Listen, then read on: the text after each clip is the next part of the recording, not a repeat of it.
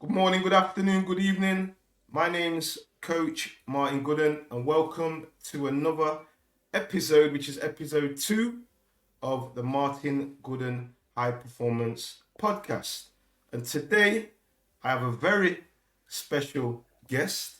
Okay, not only is Kelvin a former professional footballer, and he was a professional footballer for 14 years, he's also family. Okay, which I'm very proud of having him in the family, and he is in the family. And today we're gonna go through some of the amazing stories. Okay, what Kelvin's gonna shine the light on, and also Kelvin's gonna share some of the things what he feels. Okay, will help others and inspire others out there, motivate others out there to also try and be better versions of themselves. Kelvin, good morning. How are you? Well, good afternoon. Good Good afternoon. afternoon, Martin. I'm good, thanks. I'm really good. How's your day been so far? It's been good. I've just rushed back from the gym to do this Yeah, for you guys, so all much good. appreciated. Much appreciated. So, Kelvin, you was a professional footballer for 14 years. Yeah. So 14 years, played for some big clubs, and had some great experiences. Yeah. Yeah. So, what clubs did you actually play for So I professionally? started at Notts County. Started there as a kid. Yeah. Came through the youth system. Made my debut when I was 17, and they sold me on to Preston North End. Yeah. Billy Davis brought me, but he didn't stay long. Right. He left. Okay. New manager came in, didn't really see eye to eye. Right. And then I was only there for 16 months. And then I was meant to sign for Leeds United. Oh, Leeds United. Okay. Okay. So I went to meet Dennis Wise and Yeah. Chris Poyet. Agreed a contract. And then I was driving back to Nottingham for the weekend to then start on the Monday and sign. Yeah. But on my way back to Nottingham, I got a phone call from Colin Corderwood. And he said, "Are you signing for Leeds?" And I was like, "Yeah." So he was like, "We'll match what they're offering you. Do you Yeah. want to come to Forest?" So it was a no-brainer. I'm a Forest fan. Yeah. Coming back home. So I ended up signing for Forest. But Dennis Wise wasn't happy. Must have had about 10 missed calls off him. Yeah. Voicemails. Absolutely going crazy. But that's football for you, I guess. Yeah. Okay. Okay. So when you before you turned professional, Kelvin, can you give me an insight into how it started for you in your childhood with your football? Locally, who did you play for? Before you got picked up by Notts County, and what was the process when you was an apprentice at Notts County before you signed your first professional forms? And actually, what was it like to actually know that, wow, I'm actually a professional, I'm getting paid for something what I enjoy? Because surely when you first sign that pro form, it must be one of the greatest feelings, to know that you're going to be actually getting paid for something what you enjoy doing. Yeah, definitely. It started when I was a kid. Obviously, I was about 9 or 10. Yeah. But I was into karate and judo and things like this. With my friend Sean Allen. Yeah. But all my friends like to play football. So I joined in. Yeah. I was just naturally good at football without blowing my own trumpet, And then I played for a team called Pheasant Colts. Yeah, I've heard of them. From under 11s to under 13s. Yeah. But I played for Nottingham City Boys as well. They scouted me from school. And then Notts County scouted me from City Boys at the age of 13. Oh, 13, okay. And I was meant to be on trial for 6 weeks. Well, I was on trial for 2 weeks and they signed me. Yeah. I went through the youth system. But when we was finding out if we was getting our scholarships, yeah, everyone got told, but wait another week because they wasn't sure. Yeah. Wasn't sure to give me one. But then they decided to give me one. And then I just hit the ground running when I was in full time. When I was under Right. 16s, we had to, do jobs, clean the changing rooms, clean boots, Yeah. etc. And I just took to it like a duck to water, really. Okay. And one thing that I really did, what a lot of players didn't do, I wasn't the technically best in the team, Yeah. but I could take instructions really quick. Right. So if managers want me to do a certain role on the pitch, I could do it. Right. So managers trust me to play for them, Right. and that's the big thing playing for a manager. They need to trust the players. Okay, that's interesting. Yeah, and I started training with the first team, 17, and Gary Mills gave my debut. Gary Right Mills. back. Gary Yeah. Mills. Good friend of mine, I used to train his wife Sue. Oh, okay. Yeah. So you was all like getting your first actually appearance. Yeah, he gave my debut against Brighton away. Right. We lost 1-0 and I scored an own goal. Okay. So good debut. Debut, man. And from then, I just absolutely kicked on. Yeah. I remember there was every week in the papers I was linked with loads of different clubs because Notts County needs good money. They want to sell the young players, and they just sold Leon Best and Dave McGoldrick to Southampton. Southampton, I remember that. Yeah. So I think I was the next on the belt to go. Yeah. It come to January, and I had like 6 months left on my contract. Yeah. And I was only 19. But I wasn't signing a new contract because I knew all these clubs were interested. Right, okay. And Notts County decided to cash in. And Preston was in the playoffs of the Championship. There was a really good side then. Yeah. And Billy Davis came down and watched me against Mansfield Town in a local derby. And then he signed me on the Monday. Right, okay. So, and that was yeah, sorry. That was a massive eye-opener for me because I'd never lived away from home. Right. I was 19 years old, and I've only ever played for Notts County, so it was odd. Yeah, you find it odd? Really hard, yeah, really hard. Right, okay. What aspect of it did you find hard? Was it the fact that you was away from your loved ones, or was it a case of I had to be a man now and look after myself? It was both. It was being away from home. Yeah. I'd never been away from home. And that Preston side was just full of experienced players. Wow. Graham Alexander, Callum Davison, Brian O'Neill, Danny Dichio. Yeah. These were all like 30-plus-year-old players. Very experienced. Really high standards. Right, okay. I've gone from training with Notts County, no disrespect to them players, who was in League Two, to go into a top 3 Championship team at the time. Yeah. So I remember my first training session, the pace was just, it was ridiculous. I couldn't keep up. I was a bit out of my comfort zone here. Yeah. Well, I stuck with it. Billy Davis was harsh, but when you do well for Billy, it makes you feel like you're the best player in the world. When you don't do well for Billy, it makes you feel like you're the worst player in the world. Right, okay. But his praise, it outweighs not pulling you down, but the harshness. Yeah. Okay. So I'm just going to go back to something what you said earlier.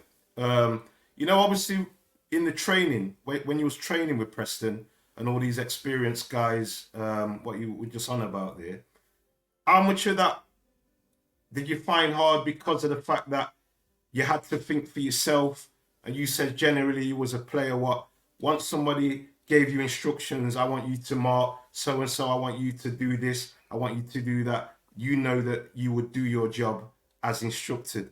How much of it was because you had to think on your own accord? And not that you don't know how to think on your own accord as a pro player, but as you said, some players will do that. Some players will just say, get told by the manager, this is your job today. Make sure you look after number 9. Make sure number 9 don't score. Follow him all over the pitch. Make sure he don't score. You know what I mean? So how much of that was probably to do with that? I think a little bit. I think when I hear a lot of players come from different countries, yeah, manager saying they need time to settle in. A lot of fans don't understand that. Right. Think, oh, you're getting paid X amount of money. Yeah. It should be okay. Yeah. But I only moved 2.5 hours up the road, and I had to settle in. So it's not just the football side that's on your mind. Right. You know, you've got to find somewhere to live. Right. You know, you've got to get used to the city. You go into training, you can't be late because you can get fined. Right. But you don't know your way. So you're thinking, right, there's so many things on your mind. Yeah. Okay. And then you want to come home, you're thinking, when am I next going to see my friends and family? So there's so much other than football on your mind. Right. Okay. So, Kelvin, another question for you. Obviously, while being in playing youth football, okay, which person, okay, whether it be a coach or individual or family member, really inspired you to and gave you confidence and made you realize that, you know, I'm a good player, before you actually took that on board, that you know that you are a good player? Was there any person what really inspired you mentally as well, and how did they actually do that for you? You know, what things did they actually say to you to make you realize that, you know, I'm good, I'm a good player? I think when I first started playing, Yeah, I owe a lot to my it's my cousin on my mum's side. His name's Tony Gregory, okay, who was a great player.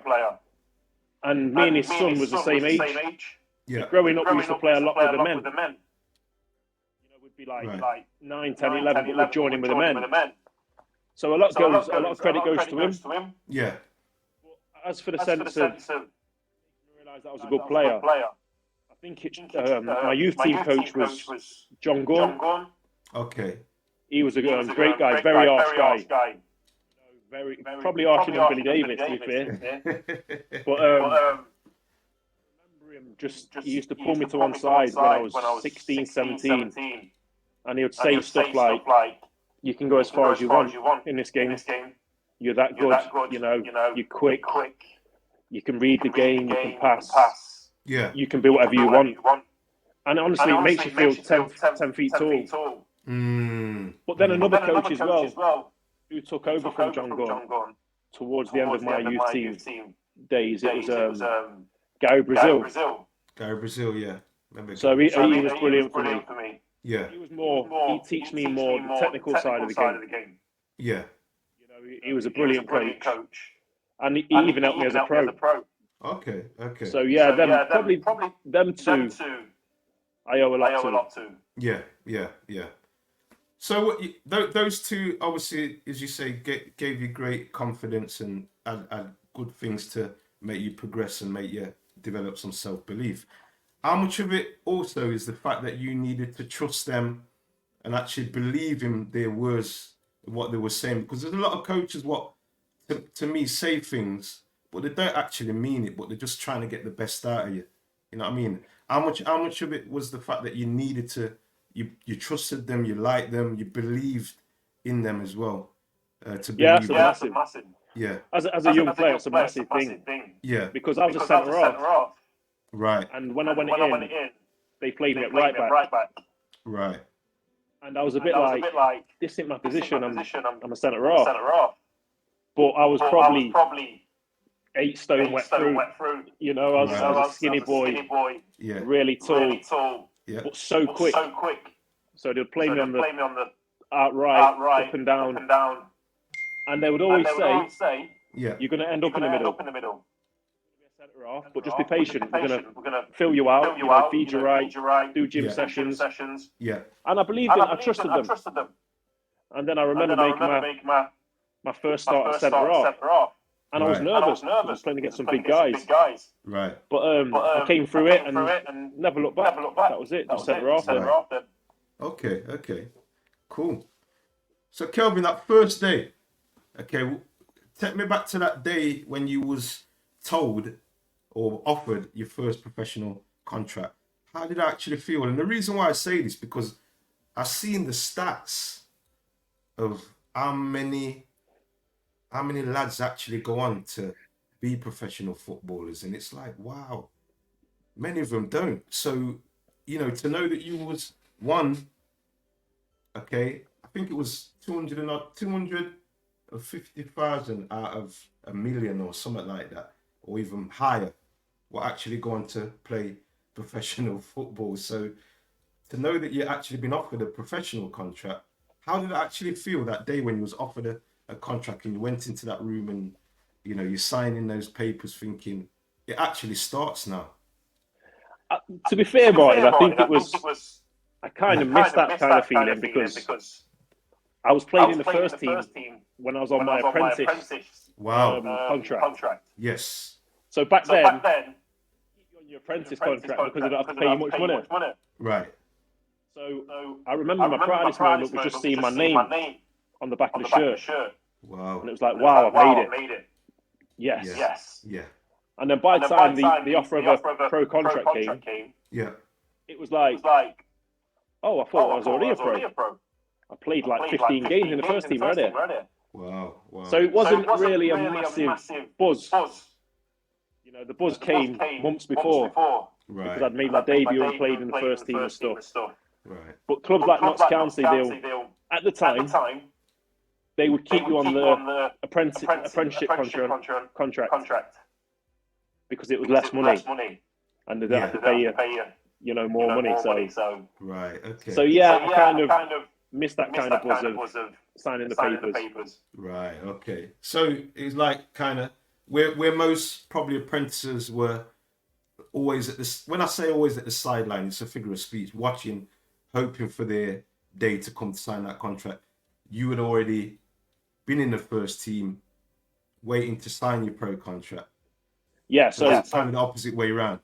So all my teammates, I remember, they came to a date like the end of April. They find out third year scholarship. Yeah. If they were getting pros. Yeah. None of them had played in the first team. I was the only one that had played in the first team, like 15 times. Right. And I remember I was going into the changing rooms after training, and they was all nervous, like, oh, I don't think I'm going to get one. And I was just like, they was all like, oh, you're going to get one, Kel. You've played 15 games already. Yeah. So it was like kind of different for me, but all the boys I remember, it was just a nervous day. Tension was so high. Right. And no one, I think two of us got one. But then that other player didn't make an appearance. Right. Okay. So what other players was apprentices with you? You know, maybe 2 years older or 3 years younger.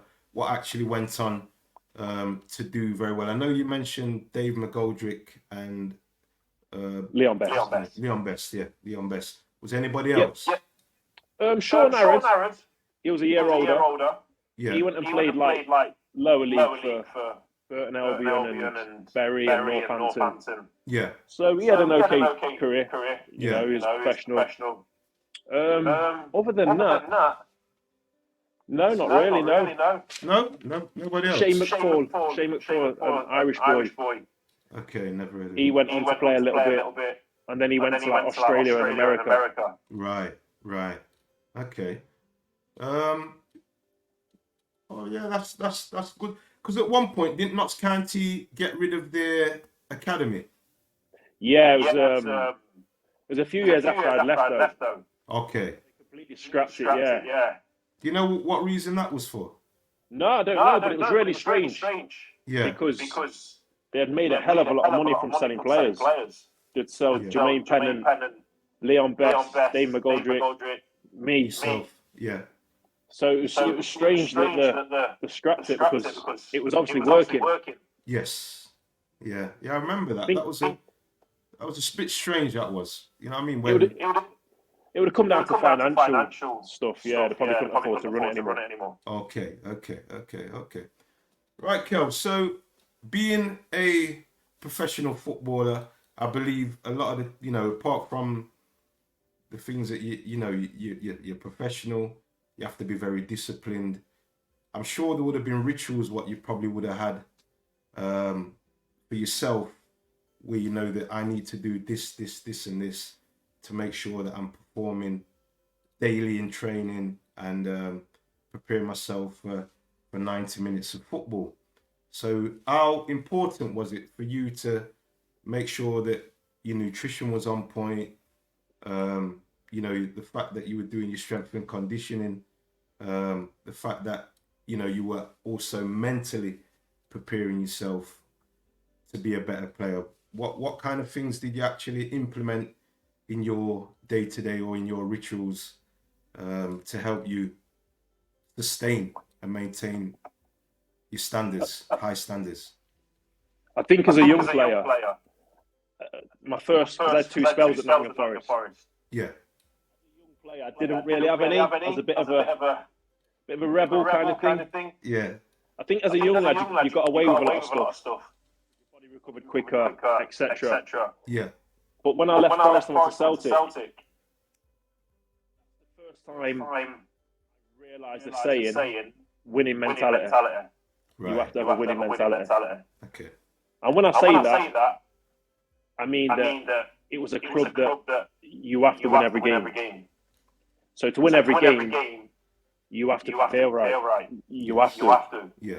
So what I started to learn was train hard every day. I had to sweat. I had to really train. Because if I was injured and the manager would say, just train Friday and play Saturday, I'd be rubbish.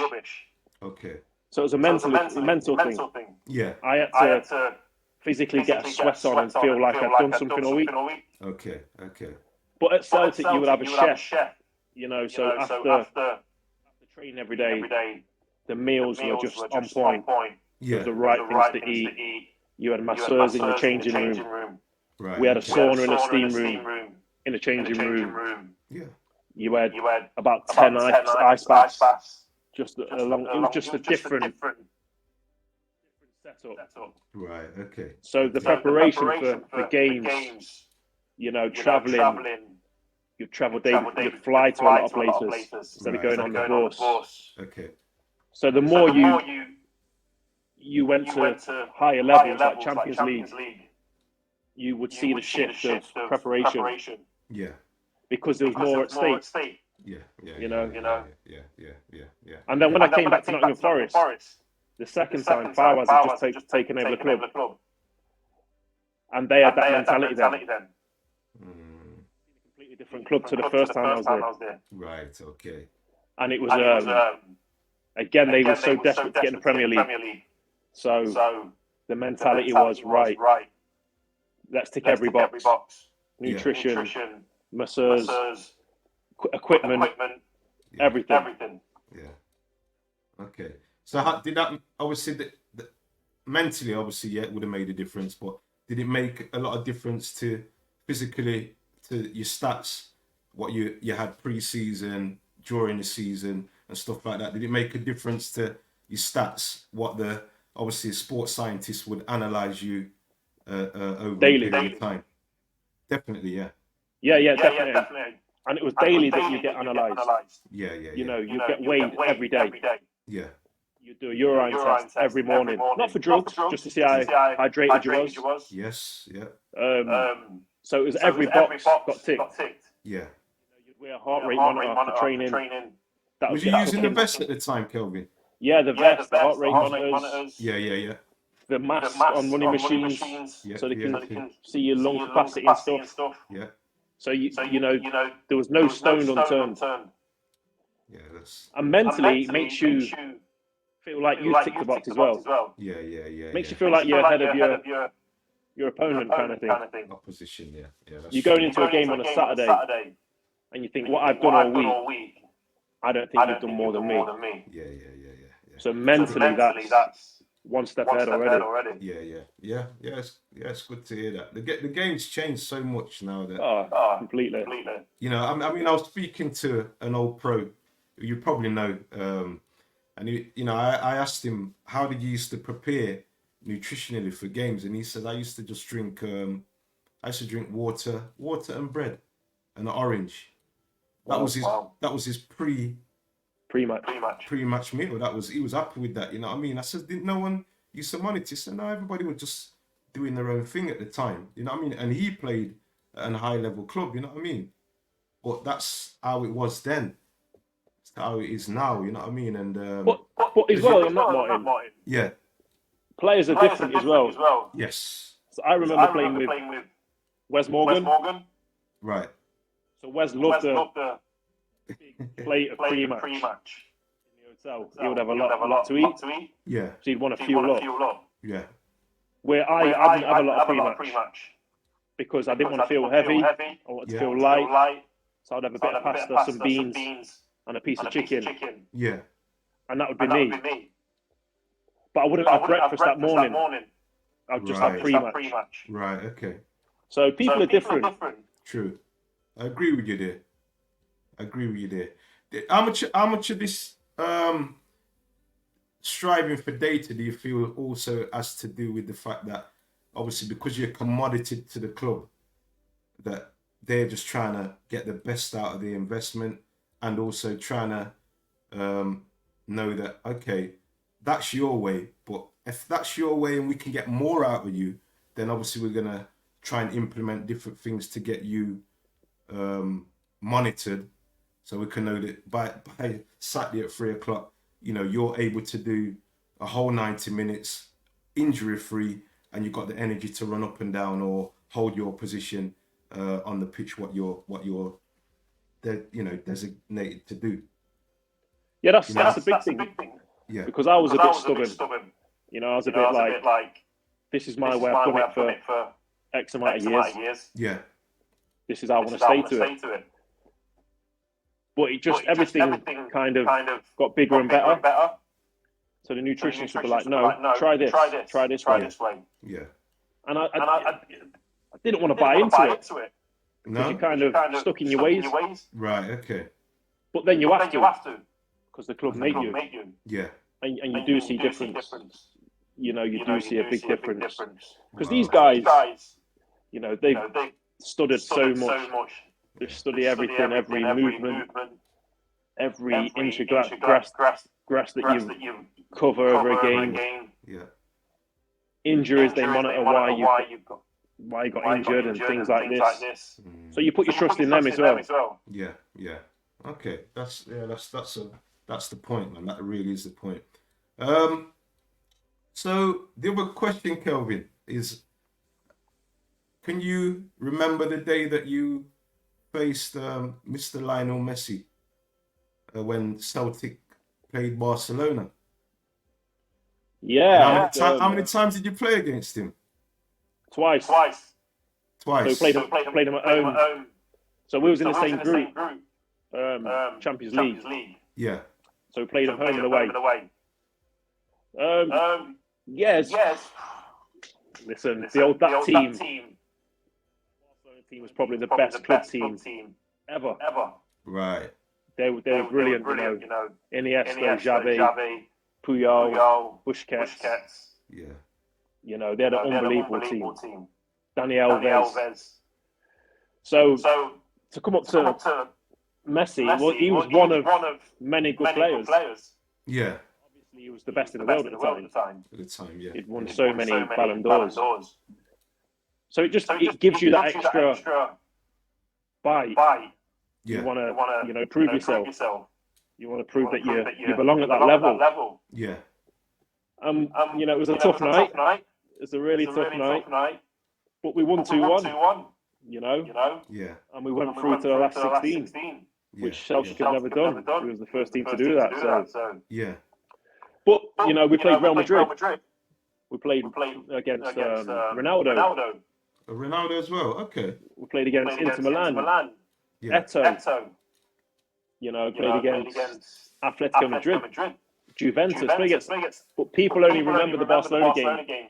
Right. Because of obviously the icon of Messi. Yeah. So going to Celtic was a massive opportunity for me. Yeah.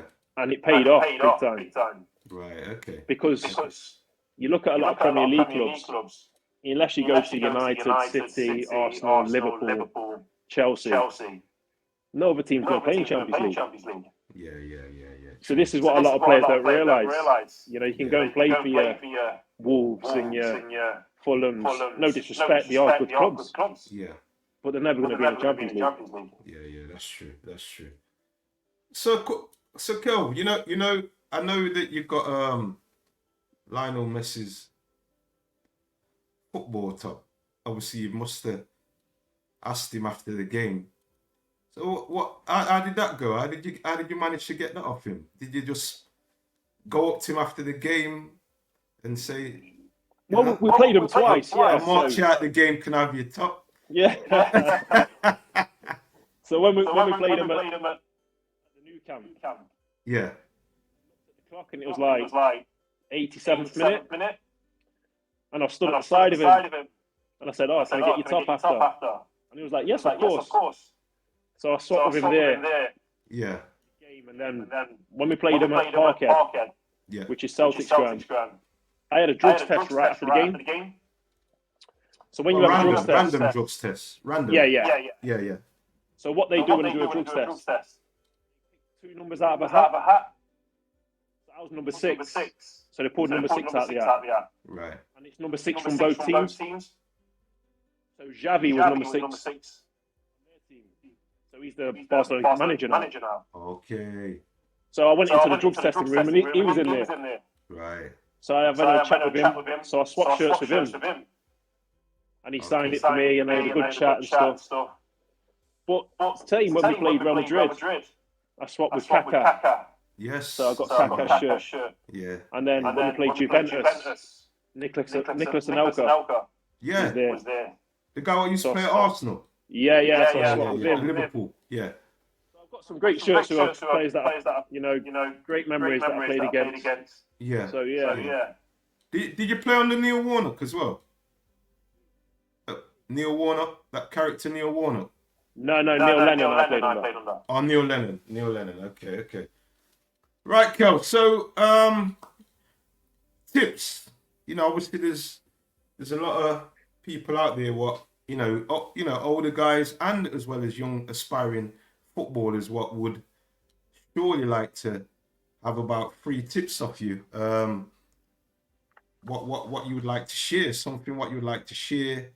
Okay, what would inspire, motivate, a wise word for young aspiring academy players, what you would like to share. Okay, what you feel is something wise to say to help them. I think for young players, especially nowadays, it's to stay humble. Yeah. You see a lot of players play 1 or 2 games for their club, and it goes to the head.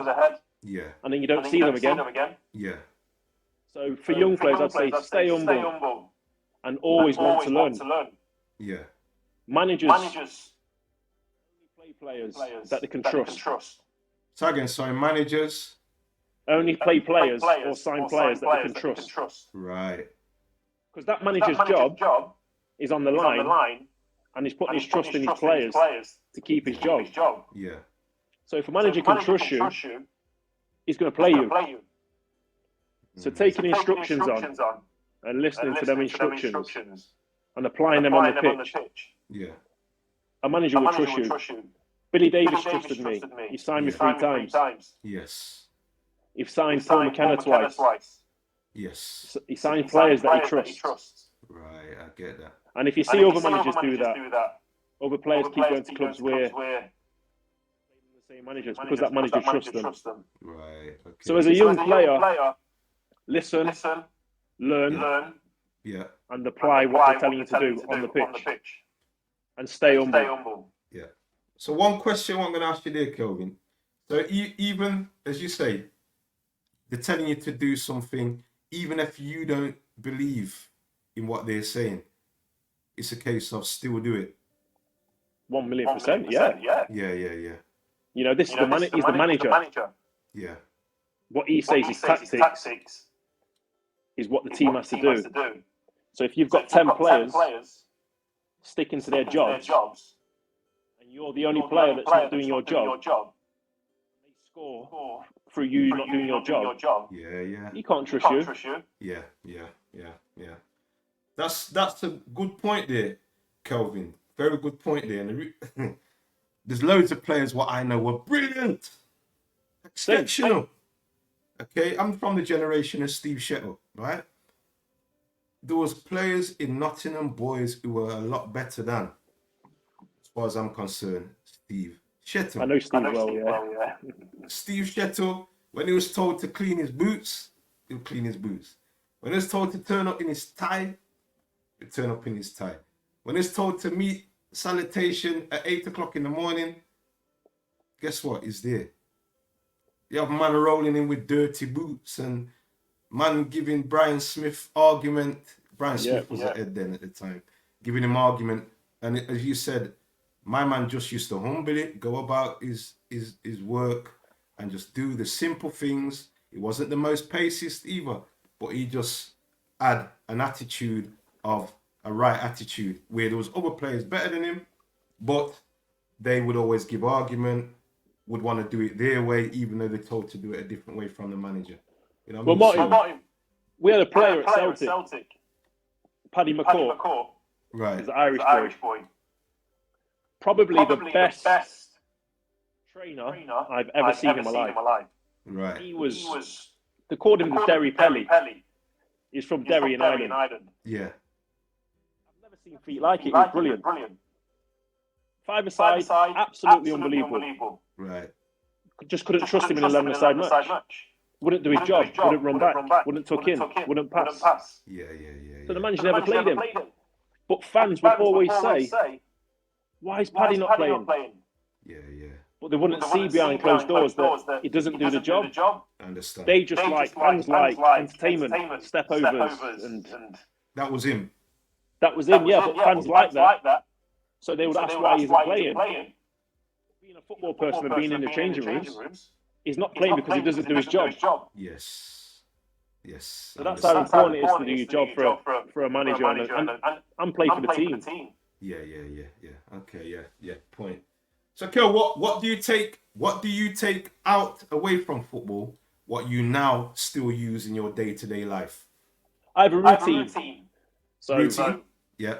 I don't. I'm fortunate enough not to have to get up and go to work too early in the morning and stuff. Yeah. But I set my alarm for 7 o'clock every single morning. Every morning, apart from weekends. Okay. So I'm up. And I'm out to the gym by 9 o'clock latest. Yeah. So that's my routine. You know, it's great for my mind. Yeah. It's great for having a routine. And physically as well. It's, you know, I'm 38 now, but I'm in better shape now than I was when I was playing. Wow. So that says a lot. Yeah. Okay. So when you say you're in better shape, it's just, you literally, not literally. Literally, or you're just wise. You're just wise as to know what you can do. No, I'm in better shape. My body fat's better. Yeah. I'm more lean. Yeah. I think it's more because, as you probably know, as you get older, you've got to be more conscious in what you eat. Yes. And you know what you drink. Yeah. You know, I don't really drink alcohol anymore. Right. Which I did quite a bit, but I don't really drink. I eat a lot of protein. Yes. A lot of meat as well. So I've what changed. What time do you go to bed, Kelvin? What time do you go to bed? What? No. On average day. On average day, about 9:30. 9:30. Late-ish, yeah. That's very good. That's why you look so young, you know. I try. No, that's good. That's good. You know, 7 o'clock to get up. 9:30 every morning. That's Monday very to Friday. Yeah. You see, these are the things what people need to know. Makes them sustain.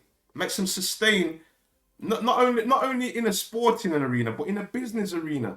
Because a lot of clients what I have what are business owners, they are so consistent and disciplined with their rituals. They are so consistent and disciplined as to what time they get up, as to what time they go to bed. The rituals of what they do before they go to bed, the reading, the studying, you know, the fact that they lock off the phone at a certain point. It's all to do with their discipline. And when you look at somebody who's disciplined and somebody who's inconsistent with their discipline, you normally find that the person who's much more disciplined goes that bit more further. And these things aren't. It's not a coincidence. Right. You know what I mean? These successful people in sport and in life. Yeah. You know, if you dig deep, see what their routines are, what their lifestyles are. It's not a coincidence. That's right. That's right. You know what they're willing to take on board as regards stress levels, stress levels in people. You know what they put up with people. You find that they don't put up with a lot of nonsense. Okay, they don't Yeah, put up with people's BS. you know what? I'm human as well. So I Yeah, think everyone gets stressed at some point. I've got two young kids, so yeah, I get stressed. So, but what I've learned, take myself away from situations, yeah, you know, or try and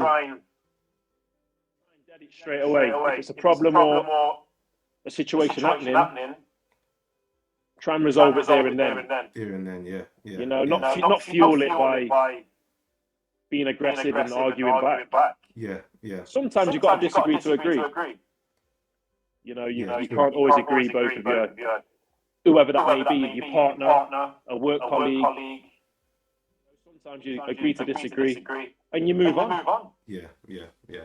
But as you say, Kelvin, there's some things what you have to take on board as stress. Your kids, as you say, that is something what is worth every. Of course. Stress. Yeah, yeah. And then there's some things what just ain't worth it.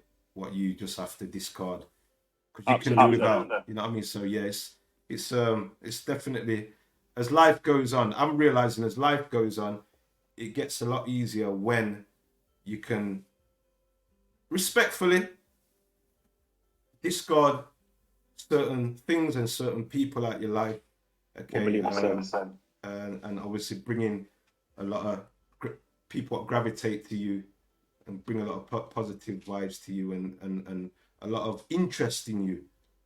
Yeah, I mean, it can't be one-sided where you're always interested in somebody and they're not interested in you. It has to be a two-way thing. You know what I mean? Of course, and having positive people around you. Yeah, You know, it makes a massive difference. massive. You know, I've had friends, really good friends that are just negative people in general. Yeah, I've slowly took myself away from them. yeah, And again, you notice a massive difference. yeah, You know, just in your own behaviour, in your own thoughts. yeah, yeah, So that's definitely a true saying as well. yeah, Surround yourself with positive people. yeah. Question, Kelvin. You know when you was playing, obviously in Jamaica there's a thing where they say when things are running right for you, in the sense of not that nothing's running wrong for you, but when things are up for you, there's a trailer load of people behind you asking for this and asking for that. And when the thing done now, these people you don't kind of see or you don't hear from them. You know what I mean? Or they may not ask you for tickets, or they don't want to go drinking no more, or they're not asking you to get top sign and all that kind of thing. Can you relate to that? Oh, 1,000,000%, yeah. That's you know that happens. Yeah. In the industry that you're in as a footballer, though, that's an obvious thing because you know you live in 90% of every man's dream. Right. Right. So it's understandable that these people want to be around you and ask you a million questions. You know, what happens behind closed doors? Yes. You know, I'm 38 now, I've been retired 7 years. I get asked probably 10 times a week still. What was it like playing against Lionel Messi? Yeah. Was he that good? Have you got his shirt? I get asked, what's his shirt smell like? No, I get these questions. So. Every man's dream. Not just boys, it's every man's dream. Yeah. A footballer. So I understand that, you know what I mean? Yeah. It does get a little bit frustrating at times, but I do remind myself, like, I'm one of the really, really blessed ones that got to live that dream that these guys did. Yeah. So, you know, sometimes you've got to, you know, bite your lip and just listen to what people have got to say and answer some questions. Yeah. Because we're blessed. So blessed with what we got to do. You know what? I remember that one night we went out in Huddersfield and we went to a family. It was a family party, and I remember. Yeah, you didn't want to be addressed as being a footballer. I remember that. You know what I mean? You were so humble within yourself. It was not what you wanted to be addressed at. It was quite easy to say, yeah, this is Kelvin, you know, and he's a professional. It was quite easy. You Of didn't course, want yeah. that. So you know what I mean? That's respect there, because although you was a professional footballer, you know more than that. You're a human being. And that's more so now, Amongst you know. human beings, amongst human beings, you know what I mean? Yeah, it's even more so now. When I go places with friends or with partners in the past, especially, okay, for instance, when I go on holiday, Yeah, if I'm going with an ex-partner that I've been with, it would be, I'd say on the plane, I'm a PT or I'm a fireman. Because you know people around the pool, when you meet people on the beach, yeah, oh, so where you guys from? What do you do? yeah, I never liked to say I was a footballer because I didn't want to. I was away from that. I didn't want to talk about it anymore. yeah. So it was nice just to be, like you just said, a human being. Yeah. That's good. That's good. Right, Kel. So, are you still coaching at the moment? No, I took a step back from that. Took a step back from it now. Yeah, right? I just need a little break from football at the minute. Yeah. Okay. Right, yeah. So, Kel, man, all I can say is thank you. No, you're welcome, Martin. I know you've got to go, and I've got to go. I've got my next client in an hour. You've got to do the school run. Again, thank you very much for taking time out in your day to do the podcast. I sincerely thank you for that. And yeah, continue to be the humble human being that you are. And trust me, I hope life goes on strength to strength. Whatever you desire to do in life and what you want to still achieve out of life, that you achieve it, okay? And you are blessed, and those around you are blessed, okay? Your kids are blessed, and everybody around you, okay? Martin, I appreciate that, man. Filled with positive energy day to day, you know what I mean? 100%, man. That's what it's about. Have you got anything else to add on to anything else, Kelvin? No, it's a pleasure, you know. Anytime I can try and help anyone with words, Yeah. you know, I'm more than happy to do that. So yeah, it's been a pleasure being on here. Yeah, brilliant. Have a great evening, Kelvin. Yeah. And you, Martin, top man. Yeah, one love. Yeah. Bye for now. Take it easy. Bye.